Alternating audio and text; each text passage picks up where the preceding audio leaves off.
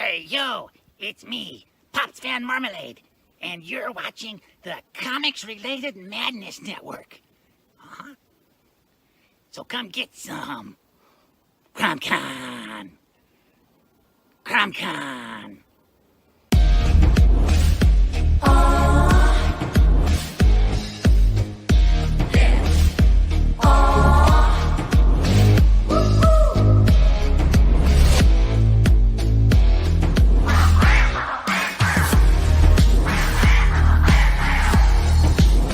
Your favorite podcast, it's Critical Blast.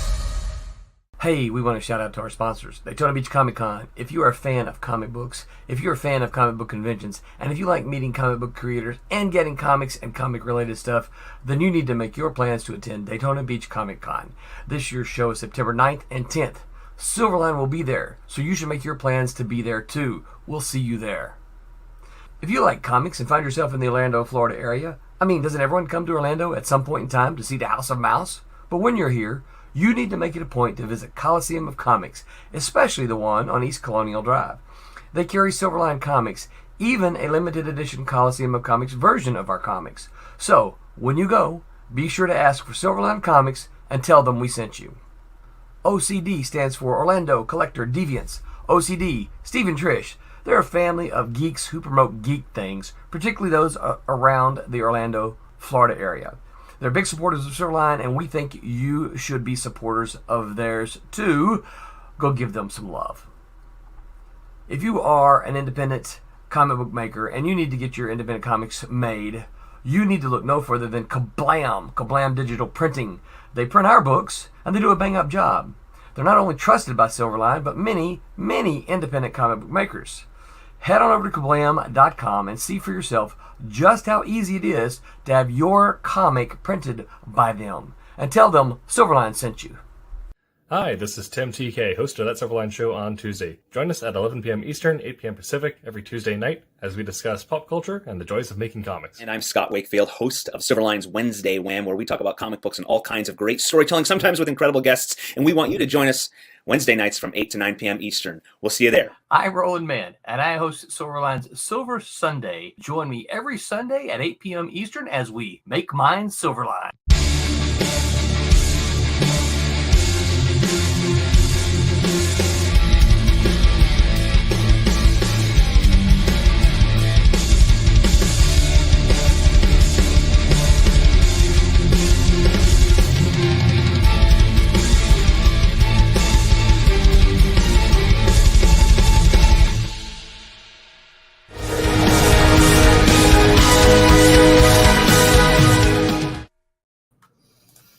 Hello, Internet. Welcome back to That's Silverline Show on Tuesday.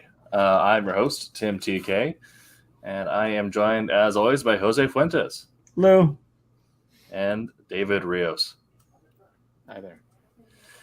And tonight we're going to be talking about when to know to stop working, how we can get around creative blocks and burn out by taking well-placed and productive breaks.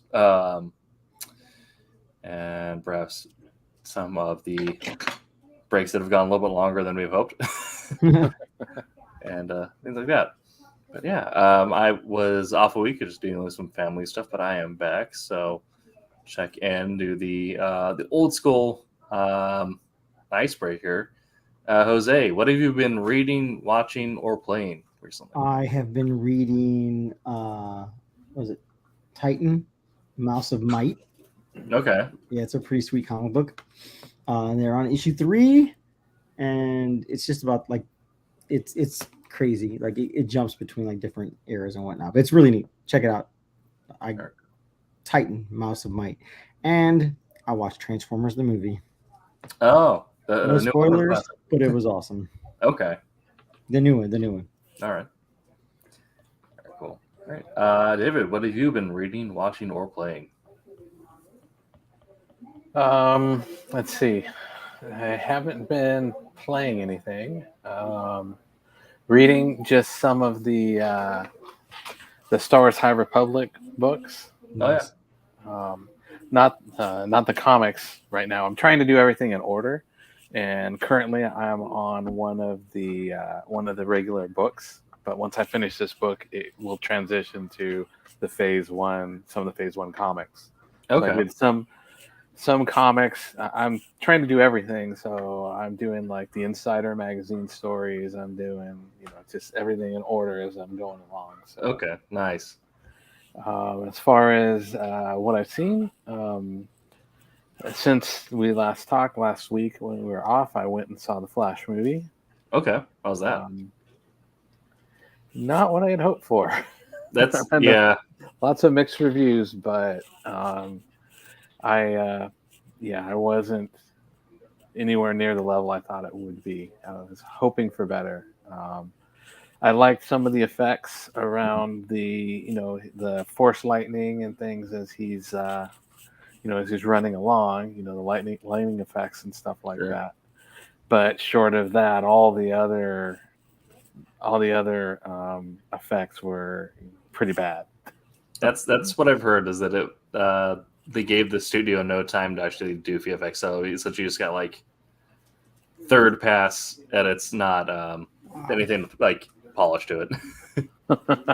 No, I'm not doing any spoilers, Vic. I just, like I said, I just wasn't that impressed overall. There were some cool aspects of it. I won't go into that much in detail, but there was a lot of stuff that I just wasn't all that impressed with.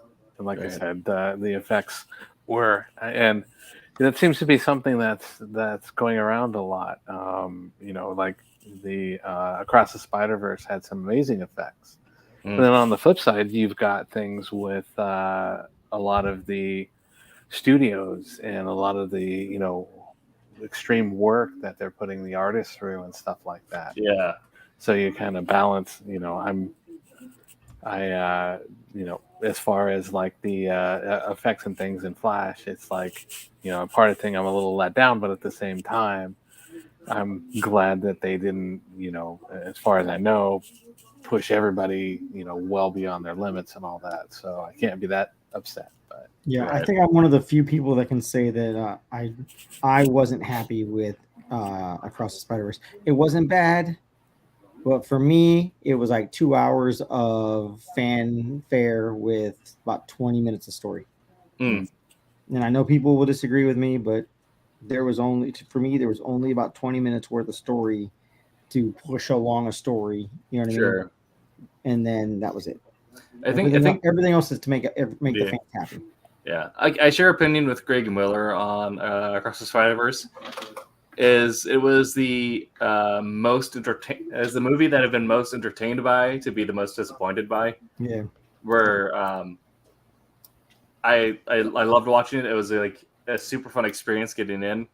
I felt like kind of something where I understand the cliffhanger, and maybe it will feel different once we have the next movie in the series to tie it together. The cliffhanger I liked. I thought see, I think like I said, I think having the cliffhanger though built rising to a cliffhanger is what made the rest of the movie feel like the development wasn't there or was hidden. Right. Yeah. For me, I've been playing a lot of Marvel Snap recently. What is that? It's the figures. No, it's the Marvel like mobile app card game. Okay. Yeah, it's actually really good. I've been doing a lot of that and some Outer Worlds. Wasn't that made by the people who made BioShock? Not BioShock, but they made New Vegas. Oh, okay. Yeah. Oh, yeah. Obsidian, yeah. And reading-wise, been kind of HeroClix. No, actually, there is HeroClix, of course, but there is a new Marvel miniature game called Crisis Protocol, which is very good. Reading-wise, has been show him, Tim. You got him on the tape on the desk. I pulled up Sabretooth. Heck yeah! I need to get them painted still. But reading's been kind of taking time to sit down and read has been kind of hit or miss for me recently with family stuff going on. Right. But we're going back and rereading some classic horror novels. So like the Bram Stoker's Dracula, Mary Shelley. Heck yeah. Yeah, kind of the classics. So Oh, and the wife and I just watched Renfield today. Renfield's super fun. That was hilarious. Yes. That was such a funny movie. Yeah. Definitely. All right. Well, we have kind of got over what our media intake has been this week, or last 2 weeks. So let's get into tonight's topic, which is the oxymoron of productive breaks. The idea that, in order to avoid burnout or getting creative block, sometimes you need to take a break from your work. And sometimes taking a break also helps you just work better when you get back to it. On the we're going to go many ghosts of Dr. Grace from reading and Renfield. Yes, very good. I'll open the 40 guys. What has been one of your more recent or perhaps more prominent memories of encountering some sort of creative block or burnout where you felt like you just kind of worked yourself into a hole and couldn't get anything done? I had my first ever panic attack in the last part of my first year of art school. Never had a panic attack before. And then the assignments were coming up, and due dates were coming up, and deadlines to turn the assignments in, and I never had anything pushed on me so hard, worked so intensively that I blew up and snapped on everybody. Yeah. That was it wasn't so much hyperventilating, because I know some people it gets real bad when they have panic attacks. Almost fugue state and whatnot. But mine was to push everybody away and just yell at everybody, and it was really bad for me. Mm-hmm. So that was my first experience with having to deal with something that hit the breaking point for me. Yeah, and kind of on that point, but college is probably the first time a lot of people encounter the idea of deadlines being put on creative work. Everyone's heard of the phrase writer's block and all that stuff, and usually you're used to the idea of at some points the art, the writing, whatever you're doing just isn't there. But when you add on the pressure of also having the deadline put on you by someone other than yourself, and then when it starts compounding and you get multiple projects, that is something that you have to take this time to get used to and learn how to cope with. Yeah. If you get even one bit behind, you need to either ask for help or let somebody know. Don't go into it alone, because I'm getting attacked by the sun again. Personally, this will probably be a problem all summer long. You know what? So it's super dark here. I find it. Sometimes I forget that you're in the West Coast. You still haven't got the sun down yet. It's only 8 p.m. over here. It's another hour and a half usually. David, how about yourself? Kind of similar thing. First time I had issue with a buildup and just lockdown was in college as well. Art class. I just had too many projects that needed to be done in too short of a time frame, and just got overwhelmed. And I still retain that thing from time to time, because I have a lot of things, my day job, all this, plus the work that I'm doing here. Like I said, pretty much it's a full day thing. You get up out of that chair, walk over and sit in this chair and start the next round. Right. I still get it quite frequently. When I'm working on pages, sometimes I get overwhelmed and I just have to kind of jump around, and if I sit back and say, all right, I got this whole full, this full page and I got a lot of detail over here and all this stuff. Sometimes I just gotta kind of just let my brain take over and say, maybe I'm going through and I'm coloring, or flattening out this character over here, and then I'll jump over and do a background element here, and then I'll jump over here, and just so that I at least feel like things are processing and things are going. Get the change of make a variety, change up certain things. Yeah. Because sometimes I can go through and I'll say, all right, well, like right now I'm working on a demon, so I've got his shadows and his highlight colors going, so I'll run through and I'll do all the demon ones on the page, and then just move on to the next color and do all that. But sometimes I just have to kind of break it up and just jump wherever I need to, wherever it just makes sense. Sometimes I just get tired of working on demon only, and maybe I want to go and do something with champion. Just however that works. Definitely. And I'm trying to hear that come from like a writing or from an art perspective, because I use a similar mechanism now, but as a writer that I learned from Brandon Sanderson, called brain breaks, which I'll get into right as we transition into talking about how we schedule our breaks, like in the process and also long term. But probably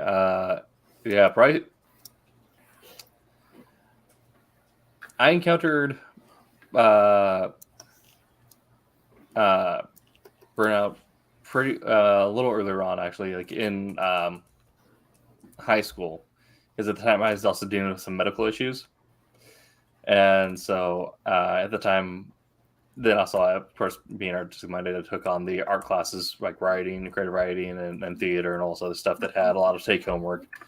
So all this take home work got added on to with additional studies, and then developing some health issues at the same time, and just not feeling like there's enough time in the day to complete everything before deadline. Right. So, kind of something where I, it's kind of shut down and then just didn't work on anything for a little bit. Yeah, I've been there. Yeah. Definitely know what you mean. So, tanked my GPA in high school. Thankfully, I got back around to it in college, but high school was where I probably saw the some of the worst consequences of experiencing burnout. I'm sure I probably also weirded out some friends at some point, but they don't talk about it. But talking about kind of the things, like different ways that burnout can present itself, but typically there are ways to avoid burnout by structuring your work schedule, or finding coping mechanisms, or doing to work, or taking time for yourself and doing a well-scheduled vacation. But GPA is concerned, well, hopefully not as bad as mine was when I was in high school. But that's not to say you can't turn it around. I think I graduated high school at like a 2.6, and then graduated college at a 3.97 as valedictorian. So I was going to say, I did not do well in high school. Yeah. So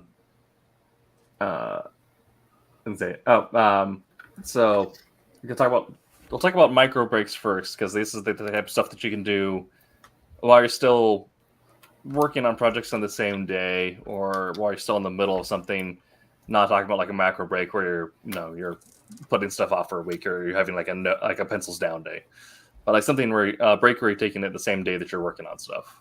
And kind of what David had mentioned was something that I actually learned from Brandon Sanderson, just when it comes to writing, is something called a brain break. The idea is that you're taking a break from your current project while keeping your brain activated and involved. So you'll be so the idea is that you always write 2 projects at the same time. It can be in different stages. So like I'll have one thing where I'm in the middle of scripting, or if it's traditional writing, I'm in the process of drafting. And then another project where I'm in the process of pre-writing, or I'm in the process of doing edits. And so the idea is that you work on something for a set amount of time, or until you feel like you've ran out of juice on it, and then you bounce to the other project to work on that, and then bounce back and forth. The idea is that you're still working on something, you're still being productive, but you're taking a break from the thing that you're drying yourself out on, and instead giving it time to sit in your subconscious and marinate while your active brain is working on something else that's unrelated. So you're not feeling the pressure of this other project affecting the other one. And sometimes, there's a bunch of like psychological stuff that can happen here, like dopamine responses. But the idea is that you're not letting stress from one project affect the other, but you're taking the dopamine hit of being productive or getting progress done on one project and taking that dopamine hit and applying it to being productive for the next project as well. Just kind of bouncing back and forth on the same thing on the same day. So kind of like how David mentioned, he'd have, a character on one side and fights on another. This is the idea if you'd have like a draft on one monitor and then a pre-write on another monitor. And that's kind of been my go-to micro break mechanism for when I'm working on something. Jose, what do you kind of do during your work day too? So most of my day is inking, right? And what I'll do is, as funny as it sounds, I got frustrated recently because my computer was messing up, right? Mm-hmm. So I got a new computer, and now everything is running like butter, like it's supposed to. So now I was getting frustrated. I had to walk away. I was walking away from it because it was frustrating so much, because it kept getting such a bad like lag because it couldn't keep up with the program I was using. Right? But before that, and back to now, because now I'm doing it the way I did it before, I'll start working on like colors, right? And I'll get a page flatted, and then from there I look away from it and start working on inks, and then I'll do inks until I get hungry, and then grab food, go. And right now it's like whenever my kids are hungry, because I'm never hungry when they're hungry.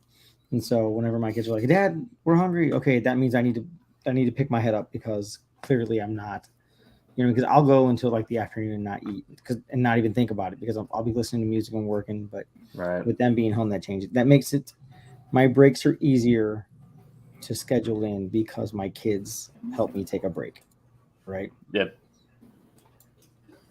I get that.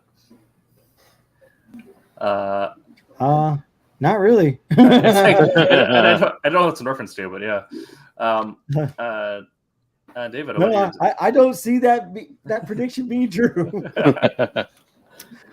Like, I think my workload is about to pick up, actually.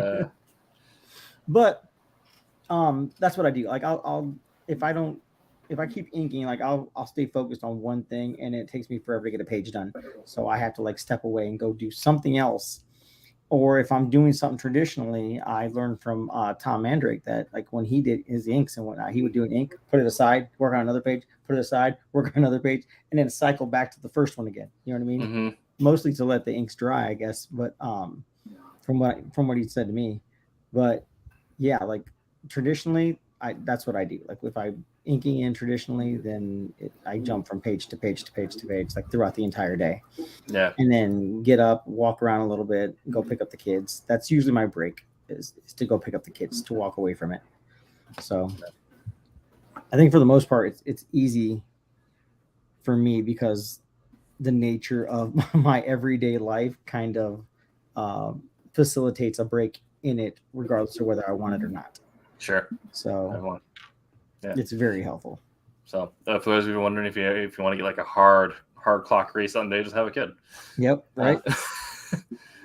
Which is funny because I actually had someone say, "Oh, I don't hardly get any work done because I have kids." I was like, I don't understand that one because I have 4. It's like, well, how do you get any work done? I was like, well, my kids are older now, but even when they were little, I'd put them on my lap and I could still work on a tablet. You know what I mean? Yeah. You just got to reach across to hit your hotkeys.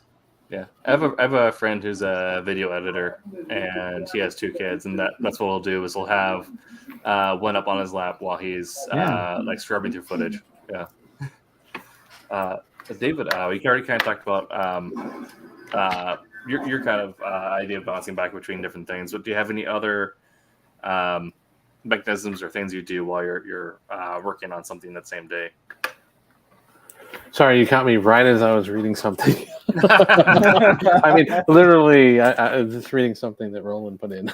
Nice. So, can you repeat that, please? Yeah, so you already kind of mentioned how you've will sometimes bounce between different things, like either different parts of the same project or just different layers. But do you have other mechanisms or any other ways you do of either breaking up your work or forcing in breaks or doing something during your work day? Well, it's kind of interesting you're doing that. You're kind of mentioning this now. Well, right now I'm kind of bouncing around on other stuff.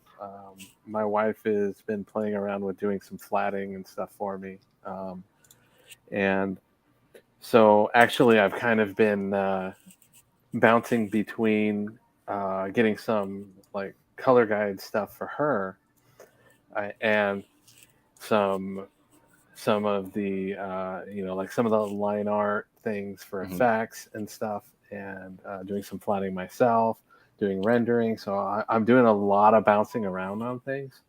I'm gonna sit here and I'm gonna share my screen because I think Roland likes likes to see things going on. Let's see here, share. Sure. All right, so I don't know if you can go ahead and arrange this however you want, but this is some of the stuff I'm just bouncing around back and forth. But I started doing this book originally with a lot of cutting into the line art and stuff like that. So a lot of these effects here with the colored line art and things like that, I'm actually cutting these through and separating it out of the line art channel. So things like, some of these effects are on different channels. Now, the next book I'm working on, I'm changing it up and I'm just modifying the line art in the line art channel with different colors. So I'm going to be doing that a little different. That's more the modern way that they're doing it rather than these color holds. But that gives me a break, and where I do something different, where I'm cutting things and stuff like that. But the other thing is I'm doing some stuff with these color works, and let me go through here and open something up real quick.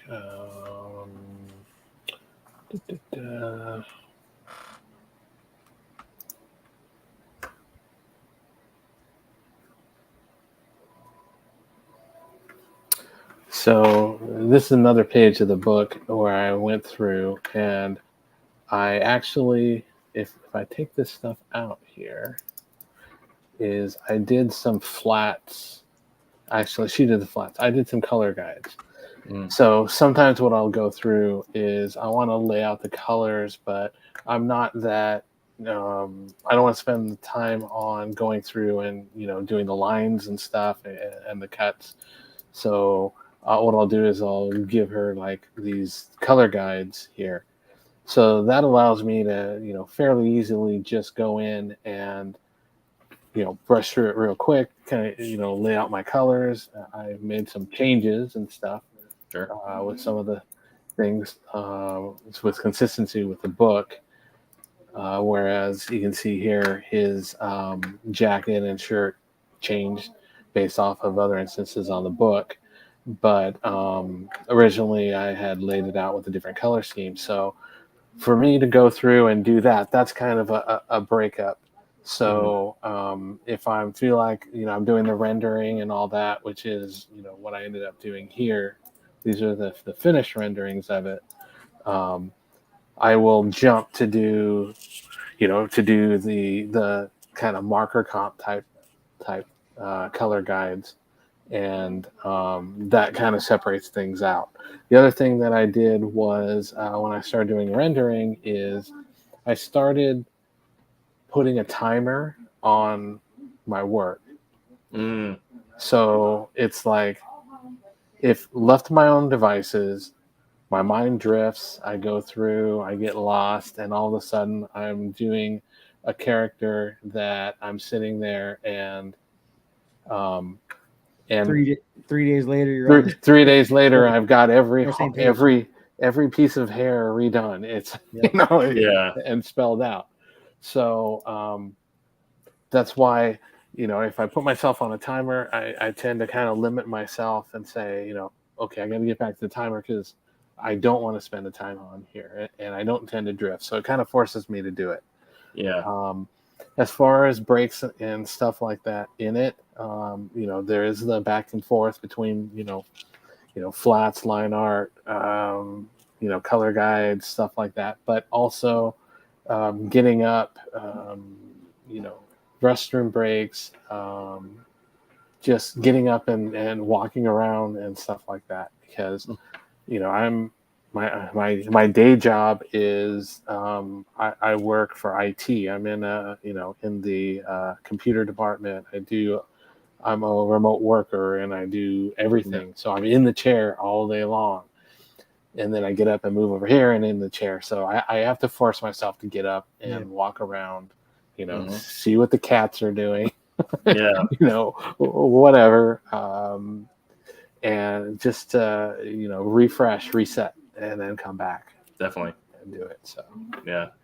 That is actually kind of brings up the next idea of a micro point. So going beyond what, maybe what's within our own list of experience, but what is clinically recommended for people taking breaks if you're in a creative or long-term involvement profession? And one of them is some sort of physical activity, whether it's walking around, doing a lap around the block, something like that. I am lucky enough, and this is probably more of like the West Coast thing, but I live on a bike trail that's also built for skateboarders and longboarders. Nice. So I will, if I'm stuck on something and like the words aren't going and, I bounce over to what I'm editing and the words aren't going there, I was like, all right, I'll pop in my earbuds and I'll longboard to the end of the trail and back. And just the idea of getting out and moving and doing something with your body, getting your mind off the project, getting it away from your eyes. If we're writing, at least, it feels like it allows you to sit back down fresh and start new on it. And kind of allows you to get back to the creative process. So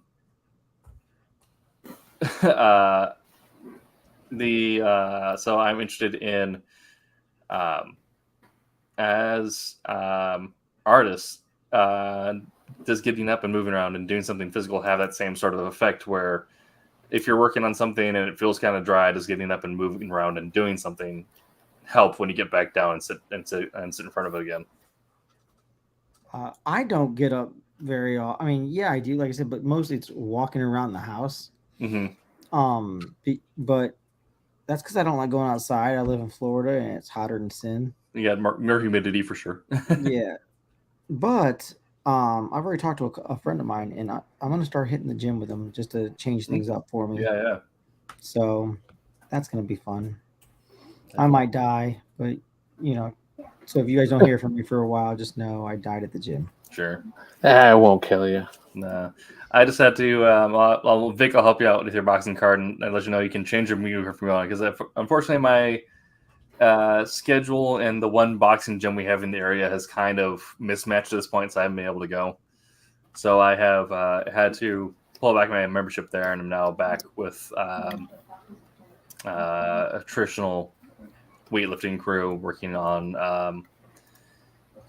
more of a power and bodybuilding style regimen rather than boxing. But yeah, it'll be good for you, Jose. Look forward to seeing you being stacked and jacked the next time. I have to start going to the gym.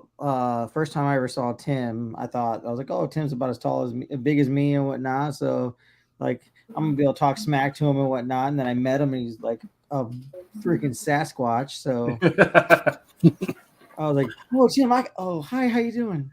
Yeah. My coach has described me as a sleeper 250. I can believe that. Yeah.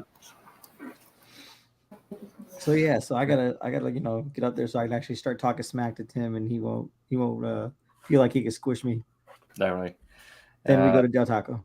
There you go. Del Tacos are good. And your Del Taco. Yeah. all the time. Yeah. Vic says he usually walks to the comic shop, picks up his stuff, and goes back. And you know, that's a solid walk, and Yeah. also getting something out of it. Depending on, like, actually, it doesn't even matter how far away it is. Yeah. I know before I had a family, I used to literally walk everywhere. Mm-hmm. Like, if I didn't walk, I was skateboarding, and Oh yeah. sometimes you even walked with your skateboard because, you know, gravel. Yeah. So I just need, I kind of wanted to get back into skating, but I'm like, I'm 100 years old, and that might not bode well. People are going to laugh at me. So you can always get into longboarding because it's a little easier to balance, and it's just built for cruising. I can't do that. I used to skate concave boards, and if I do a longboard, like, all my skater friends are going to make fun of me. And, yeah. but then I'll tell them I know Tim, and that guy's a Sasquatch. So Yes. please don't talk smack to me because he'll beat you up.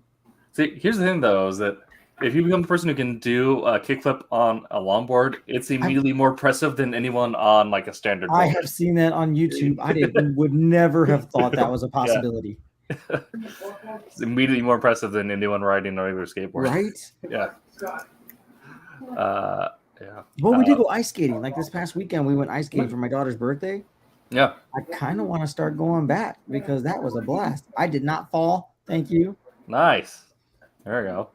I mean, I want to see that speak at a college a couple years down from now. So I was like, yeah, like, when you take a break, let's go out and like do a little ice skating, you know? Right. In Florida. Yeah. Another thing is sometimes I'll just get out and, you know, it's like, you know, lunchtime or whatever. I also ride motorcycles. I have Nice. I have a Honda CBR 500 and I have a Honda Rebel 1100. So sometimes it's just an excuse to jump on the bike and go to Target or just something to get out. Exactly. Yeah. You just need to get out of the house and doing something. Yeah. Yeah. And, you know, in California, most of the time it's fairly sunny here. So I don't run into a lot of rain and stuff like that very often. Mm-hmm. So that's another thing. Definitely. Yeah. Yeah, that's the nice thing about West Coast weather is it is well suited for doing stuff outside without. Well, we get a little bit, we get rain here, but not as bad as Washington or Montana, so we're good. But yeah, another thing that it's greener there too, Tim. It is greener, yeah. Yeah, we're out and you don't feel like you're sweltering when you walk out. Right. Yeah, it's fresh plant provided oxygen. I have a cousin in Mount Hood. Oh yeah. And he's been trying to get me out there. Definitely. We do have some of the best snowboarding in the area, and I believe we have the largest. We have the largest after dark snowboarding park in the country. That's pretty dope. Yeah. That's cool. I think second behind us is Buttermilk in Colorado, but as far as like areas specifically designed for after dark, I think Mount Hood has them beat. And I say about riding after dark is it's cheaper. But the other thing that usually gets recommended a bit, and we've had a touch on this as well, is scheduled breaks. Usually, your LinkedIn gurus will recommend like a hard schedule, but you know it's also possible to have a loose schedule on your break. Like Jose said, it's whenever the kids want to eat. Yeah. But there's there's methodologies like the Pomodoro method and things where you set yourself a work stopwatch or something or anything like that, where you're on 30 minutes, you're off 15 minutes, you're on 30 minutes, you're off 15 minutes, stuff like that. Or break it up into like 15 and 15 chunks. I forgot what it is, but like it's the 5-5-5 rule or whatever, something like every hour or something, or No, it's the 20-20-20 rule. Every 20 minutes, take 20 seconds to look at something 20 yards away to help your eyes reset. That actually is pretty sound. Yeah. Or tell my mom. I've said this definitely earlier. Yeah. But things like that to help break up the workload and give herself and force yourself to take time away, even if you're not really doing much of that time. I've messed around with the Pomodoro method myself. I did that quite a bit in college, and that was actually quite helpful with the workload there. That's probably one of the reasons why I didn't burn out in college like I did in high school, was knowing how to break up my workload. Your college was pretty intensive too. Yeah. Yeah. Yeah, I got my bachelor's in 2 years. Crazy. Yeah. That's pretty impressive. So knowing like how to break up a workload, so you can do something that would seem like a lot of work, but you're breaking up time in the actual project load, so it's not as aggressive. Right. Yeah. I have to pretty much schedule what I'm doing from day to day. Like today, I took a break. I did some inking, but I took a break and just spent time with my son. You know what I mean? Just played video games, but we just, you know what I mean? It was time away. No. But like yesterday, I did just inking. The day before that, I worked on coloring pages. So like, if I don't do that, I'll come in the next morning and be like, I don't know what I'm going to do. Like, I could do this. Wait, I'll do this. Wait, I need to do this. Like, if I don't have it like set up, then it tends to be a little wonky for me, and I'll just be indecisive the rest of the day. Yeah. Kind of like, for instance, for me today, I have been in meetings since 9 a.m. With a break for lunch and a break for dinner, and by when this stream finishes at 9:30, that'll be the first moment I have today by myself, not doing anything that work or creative. Right. So I haven't had a chance to like write anything, but I've just been dealing with work stuff all day. So of course, in between, like I forced a 15-minute break between meetings to go out into the hallway and play some Marvel Snap, build some decks, do something on my phone, but then get back into it. But that little bit of time, that little bit of time helps.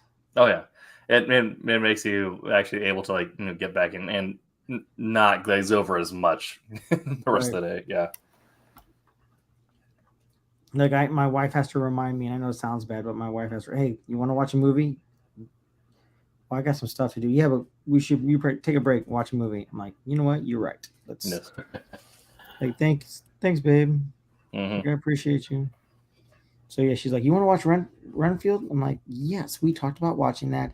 I need to step away and let's watch it. Yes, definitely. Speaking of the game, sorry, I'm taking this off topic a little bit. Have either of you looked at the Lord of the Rings Magic? I've been decks. Cards. I've been fun a little bit. The artwork is just astounding, but the one thing I'm not a fan of Wizards doing is being money hungry and doing that forced collectability on the one ring card, like doing the one true ring. After how much faith they lost with their 30-year anniversary packs, like I spend $1,000 for 6 fake cards, whatever that deal was.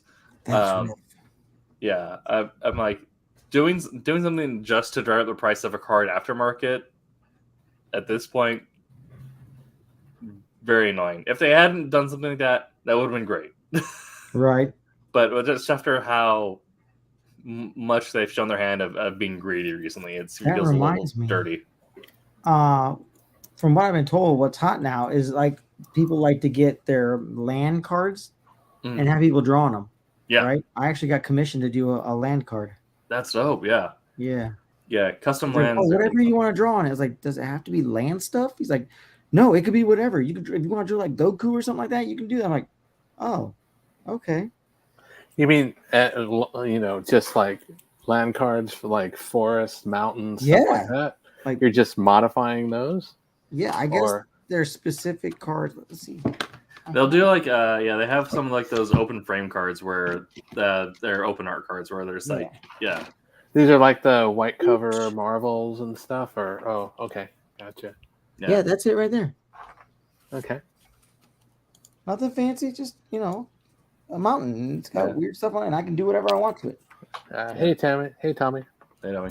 Yeah, I'm not sure if I'll get any. I mean, if they do like a pre-con commander deck, I may pick up one. If they do one like for Aragorn or something like that. But other than that, I think the most I'm going to be involved with it is just getting like a Aragorn playmat. Aragorn or Boromir. It just seems like it's kind of the big thing right now. Everybody's going through it, and I see things in some of the comic shops and stuff like that. That's the big thing right now, and the standard packs being something like $8, something like that is a little rough. Yeah. After Yu-Gi-Oh already kind of soured me on Magic with just how much more consumer friendly their pricing model is, and then Marvel Snap being entirely free. Right. I was like I'll buy pre-con decks and I'll buy singles if I need it, but I'm kind of done with the chase for Magic cards. Also, depending on your game community, like if you have a big enough crowd to play with just casually, proxies are a thing you can do. I've heard that was a thing too. I didn't know what that was. I had to have somebody explain it to me. Oh yeah. And for anybody that's on here, I'm not a Magic player, so yet. Give a little grace, please. That's what we'll do. Next time in Florida, I'll take you longboarding and we'll play a game of Magic. All right. Yeah. Deal. Yeah, I used to play years ago, and my wife had some stuff.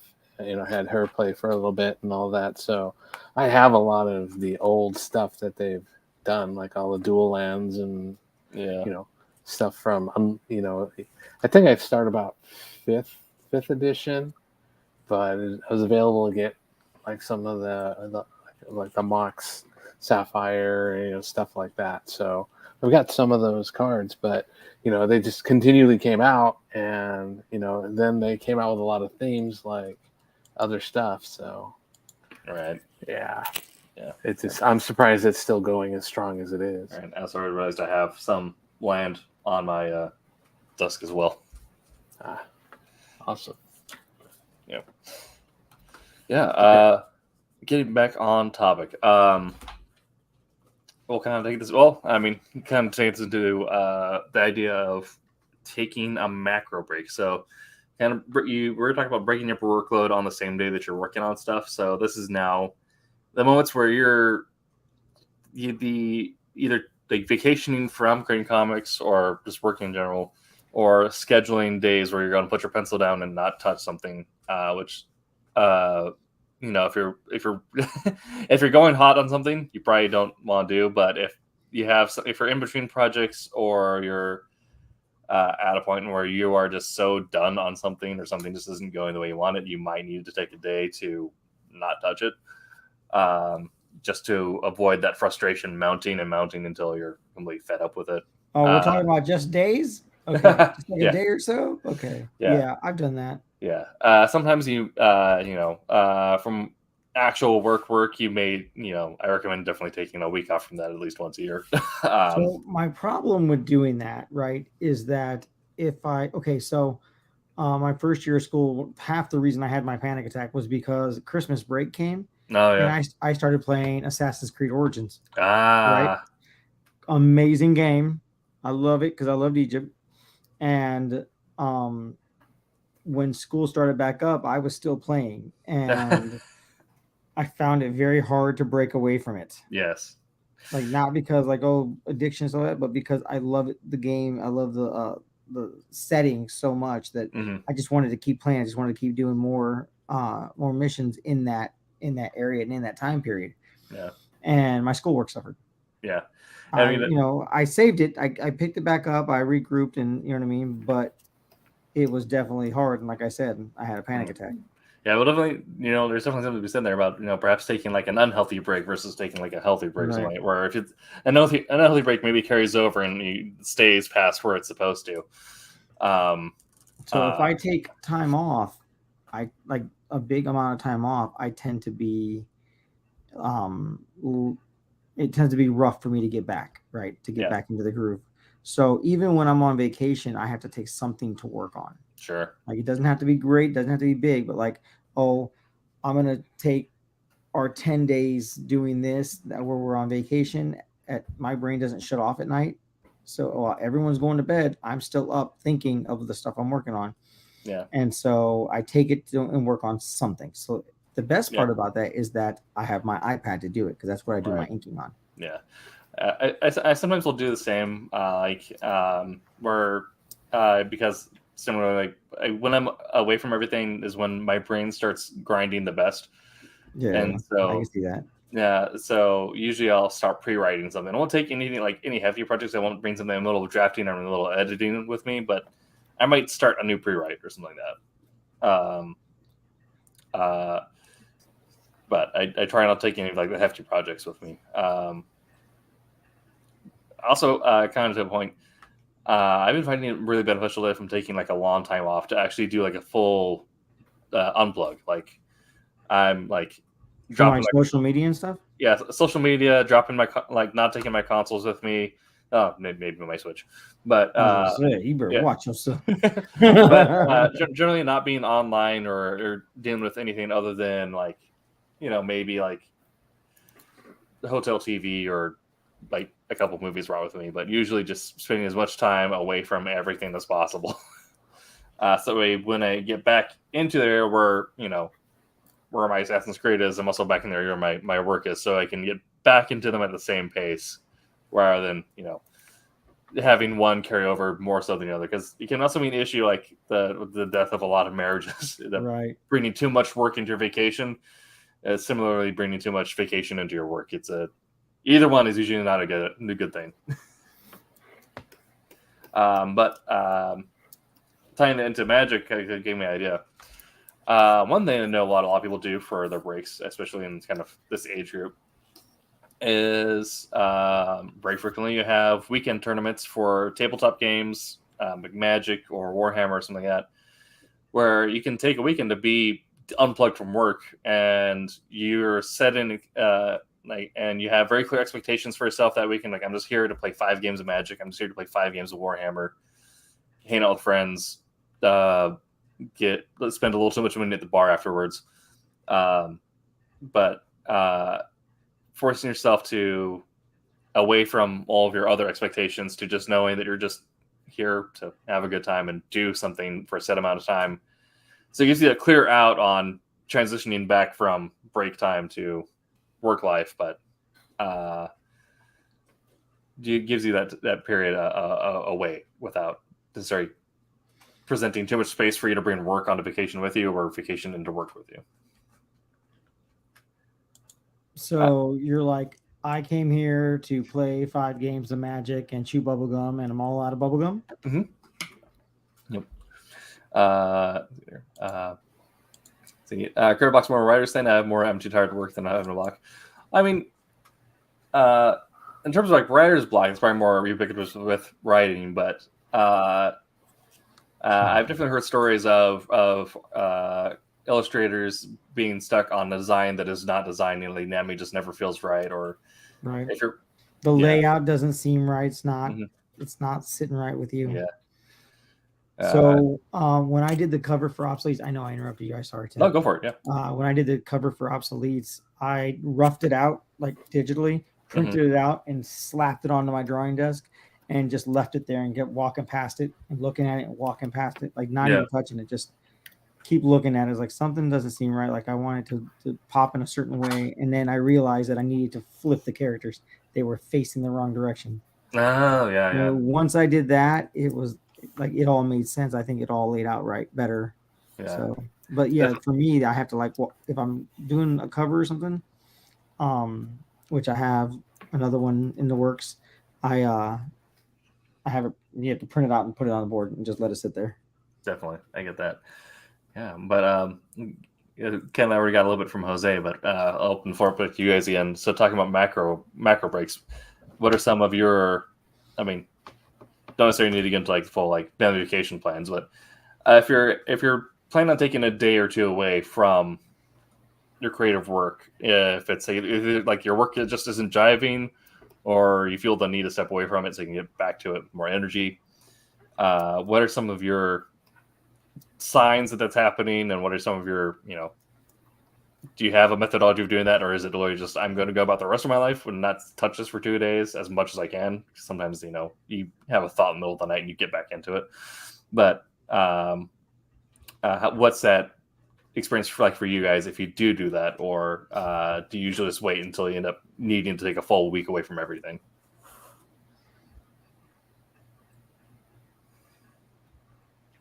Were you asking David that? I would would not David to answer. I don't know if you were asking for the people tuning in, if you're asking me, asking anyone, everyone. Well, for me, I don't I don't really see myself being able to take the macro breaks unless we have something going, like we're doing Comic-Con. So typically we're doing San Diego Comic-Con at the end of July. So we're going like a day ahead, get set up. We're taking our trailer, so it's kind of be the show plus kind of a semi-camping thing at the same time. Yeah. Nice. So typically, if I do end up doing like macro breaks, it's typically because we're doing something else. Sure.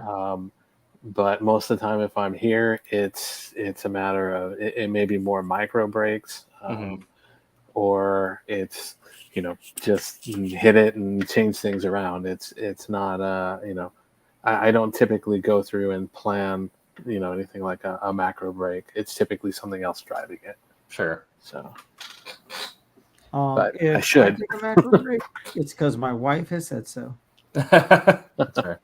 Because my wife loves to plan vacations, and we are now, for the most part, at a place where we can financially plan to do something. You know what I mean?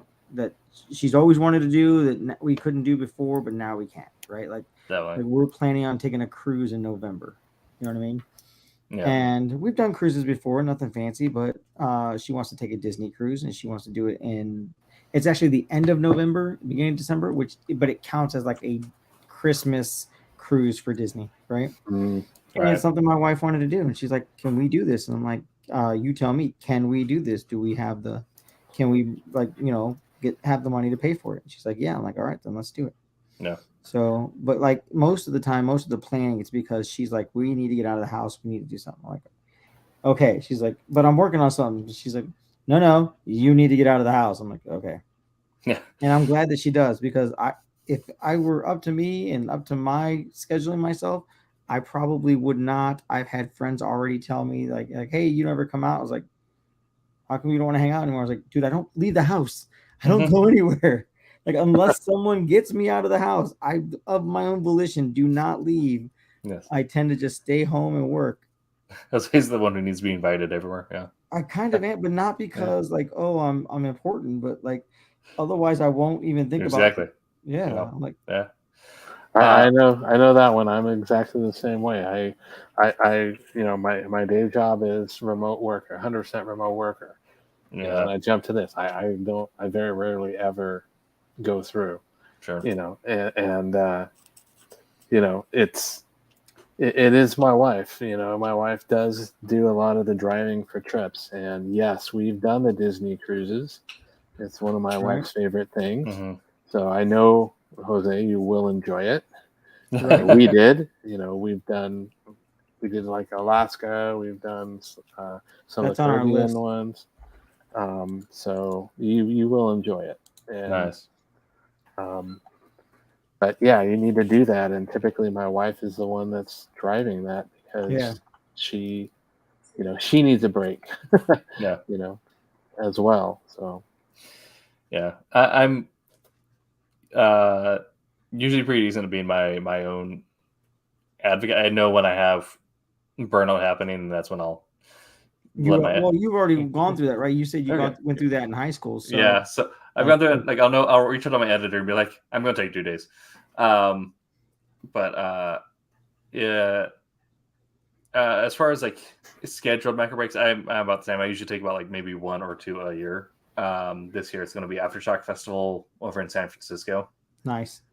That'll be fun. But yeah, usually it is just something that if at the point where I've just been doing too much, I feel that I have essentially burnt all my energy working on something, and the idea of sitting down to write is frustrating. Usually what I'll do is I'll just take a day or something and spend it being productive in another way. Usually I can either end up spending that entire day reading, so I'm taking in someone else's writing, so and I help myself process it that way, or I don't ride bikes as much as I've considered though, but You're no Tommy. Nah. But I've always been a muscle car person, so I went from Ford Thunderbird to Mustang, Shelby body. So similar to David, where I'll just find an excuse to spend a day driving. Right. That. Yeah. I will say, when I completely finished doing stuff, you gotta be strapped to a table. Kind of, yeah. I mean, as an artist, like I saw this, obviously TikTok as a whole, right? But I saw a TikTok video, and it's like people like tend to pick the audio out of it and use it for their own stuff, and it said that if you're an artist, you know what I mean, if you love what you do, you don't work a day in your life, and that's bull. If you love what you do, then you work harder than anybody else at what you do, right? Mm-hmm. Same principle. If you love what you do, you want to put that time in. It's hard work. You work your butt off, but the difference is you like doing it, and every time you do it, you get better. You realize something that you've done that's like, oh, you know what? I could have done that better doing it this way. I could have colored this page a little differently. David did it this way, and that worked out really well. I can like pack that in my brain as like that's an option that I can like look into doing for anything I do, right? Same principle.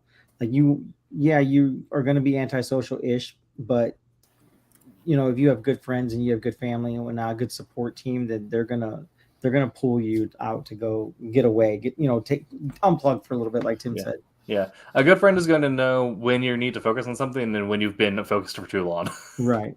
Yeah.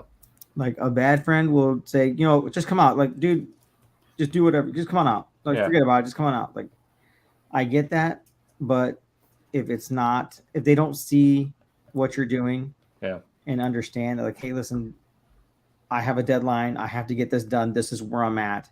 Like, okay, great. When you're done with that, we're dipping, right? Yeah. So, like, when I finished Obsoletes, I took, I think, at least a week break to work on like some commissions I still got to finish up, but work on commissions, just leisurely stuff that like I can just like fiddle with and get done and make it look, you know what I mean? But that isn't deadline related. And that's something that's also, it's like a macro version of a brain break. The idea that you're taking a break from the big projects to do like still be creative, still have your brain engaged, but doing stuff that isn't as taxing or that is in some way almost like therapeutic for the taxing artwork. Right. Yeah. That's actually pretty legit, pretty right on. Yeah. Like I said, like if I'm going on something, I won't bring a break project, but I'll do like a pre-write, or I'll just kind of do like world building stuff, like work on a story Bible, just, spend some time wondering what this fantasy town's lumber economy looks like. You know what? It's not that I don't do this on the regular, but it's funny because I do enjoy, like, I used to take my artwork to my mother-in-law's and work on my mother-in-law's, and like, but that still made me like not social with even my mother-in-law and the kids in the house. Right? So I kind of started like, I would still take it with me because you never know where I'm going to go, where I might have to stop somewhere and like stay forever somewhere. So I always take my stuff with me anyway. But I've gotten to the habit of like dropping my bag off at my mother-in-law's and working on a puzzle. She has she has like layers on top of her table. She's got a big long like 10-person table, and it's only her in the house, and she has like a layer of puzzle and then a tablecloth over it and a layer of puzzle and a tablecloth over it. So yeah, I've taken to like working on some of the puzzles she does because it shuts your brain off, but you're still like logistically, using your brain for stuff. Mm-hmm. That's I forgot. Was it Dr. K? A guy on YouTube called The Healthy Gamer. He's a licensed therapist, but he also talks about like, one of the things that I was why creatives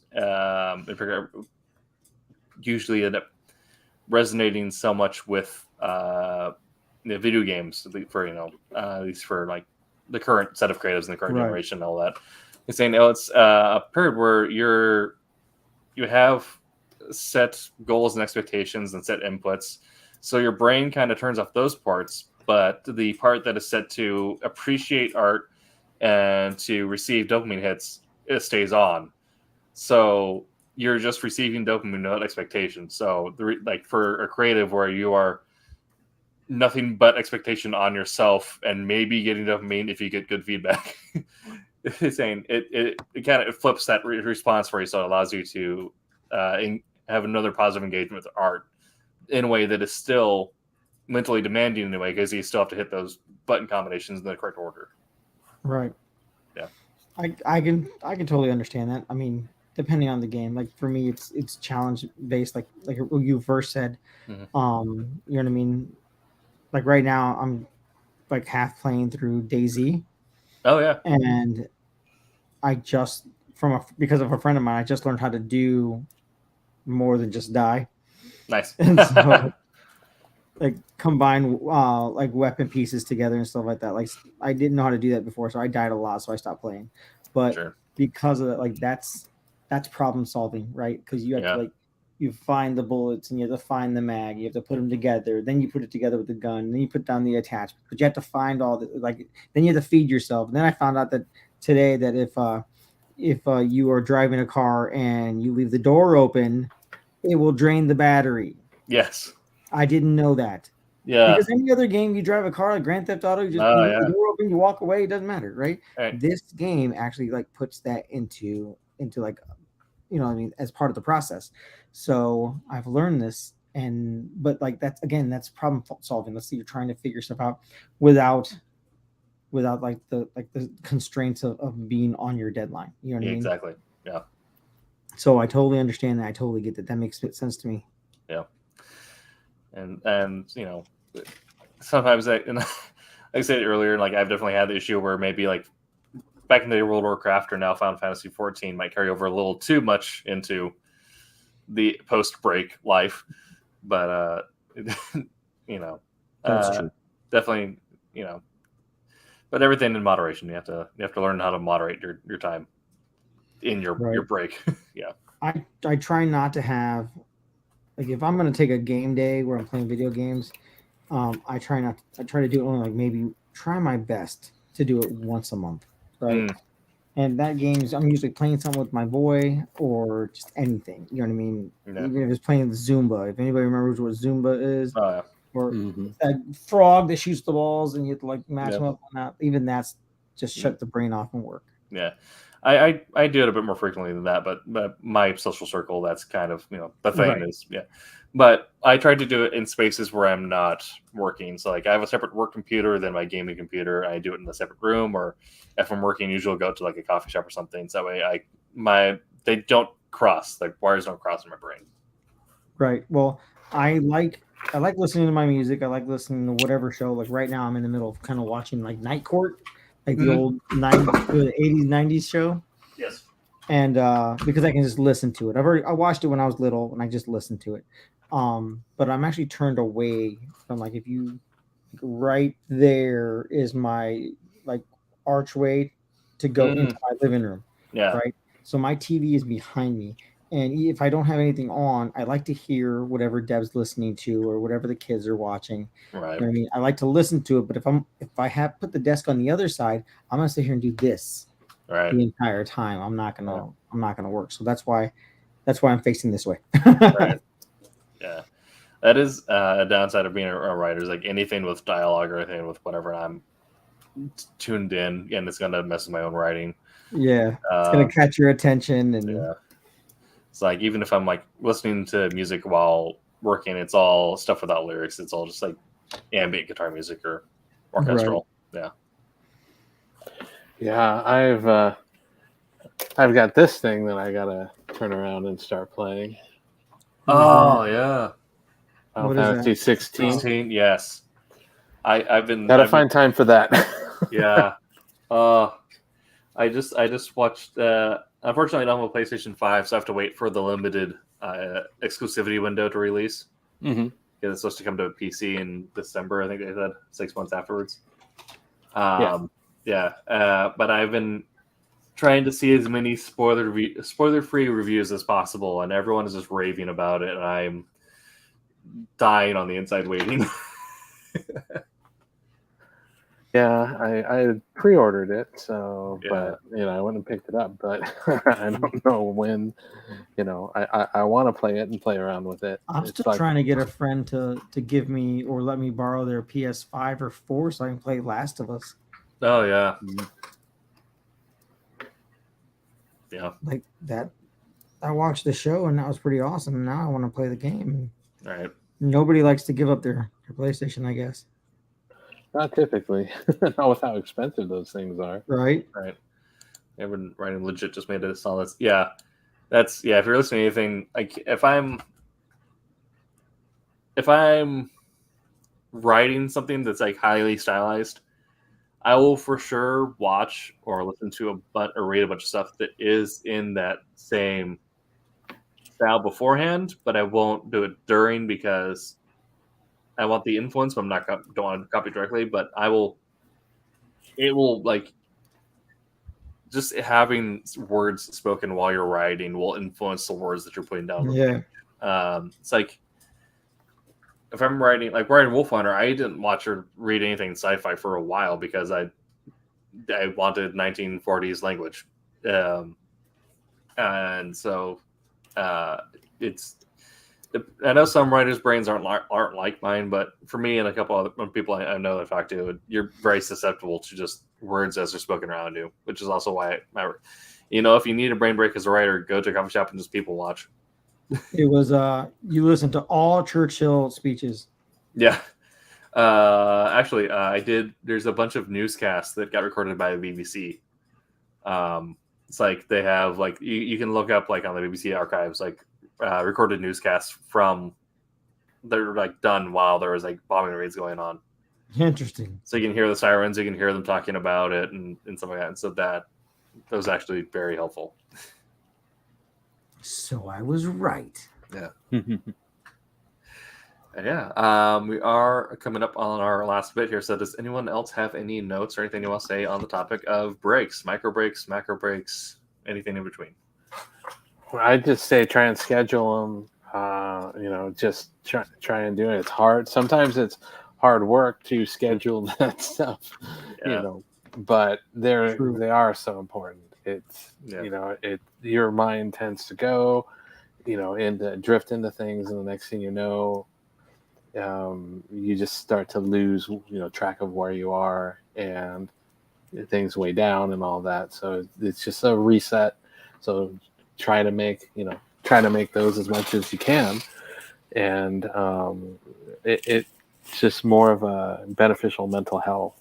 Mm-hmm. So right, Vic, get out of the house more often. Yeah. Touch grass, as the kids say. Right. Yeah. And if you are already in a funk, prioritize taking that extra day to just kind of unplug and get away from everything to do a full purge. This has been that Silverline show on Tuesday. Next week we will be shooting off fireworks and eating hot dogs. Yes, we will. And then the week after, we'll be talking about, I believe we're talking about costume changes because that was going to be our topic last week, but stuff happened. For like characters? Yep, characters. So we already had that one. Yeah, so we had that one episode that was on overall character changes. This is going to be specifically on design changes. So we'll probably get into some like the fun comics business of the fact that, artists will change on properties and they don't draw the same, or sometimes an artist wants to try something new and it tests well. Stuff getting first time. Exactly. We will all everyone make sure to message Pete on the 4th. Yes. Absolutely. Send Pete a message. Tell him happy Independence Day and we're thinking of you. Every year on 4th of July, I get a message from Pete. Like I wake up, because obviously his hours are different. I get a message from Pete on my phone. It says, happy Trader Day. You're grateful ingrates or something like that. But like every year I wake up in the morning waiting to grab my phone to see if Pete messaged me or not. Yeah, that's fantastic.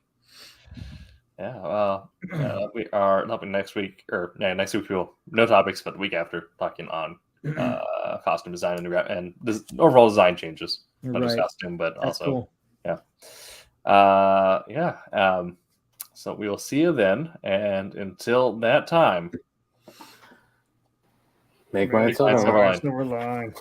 Yeah, I still don't have the merch thing. I still need the make mine Silverline thing. Roll will get one on to you eventually. Yeah. Right. Hi, I'm Bill Black. I created FemForce, but you know what? Today, make mine Silverline.